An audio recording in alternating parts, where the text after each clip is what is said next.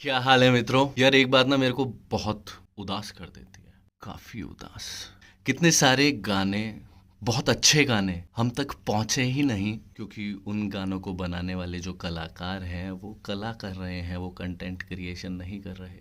और मैंने कहीं पे ये बात पढ़ी थी कि एक कलाकार का, एक आर्टिस्ट का काम है सिर्फ आर्ट करना। उसके आजू बाजू जो लोग हैं ना, जो भी उसे जानते हैं, उनका काम है कि उसकी कला को लोगों तक पहुंचाना। So let's get to work. जितने भी आर्टिस्ट को आप जानते हो पर्सनली या नहीं जानते, इंस्टाग्राम पे ही देखा एंड यू नो ये बंदे में इतना टैलेंट है यार, बहुत अच्छे गाने आपने सुने होंगे, दैट इज अंडररेटेड। आप नीचे कमेंट में मेंशन करो, I will make a shout out video उस आर्टिस्ट को मेंशन करते हुए, और आई प्रॉमिस कि बहुत सारे अच्छे गाने सुनने को हमें मिल जाएंगे। मैं जिन आर्टिस्ट को पर्सनली जानता हूँ नीचे कमेंट्स में मैं मेंशन कर रहा हूँ, जाके उनकी प्रोफाइल चेक करो, उनका काम चेक करो, मज़ा आ जाएगा। और फनकारी के पेज को फॉलो कर दो।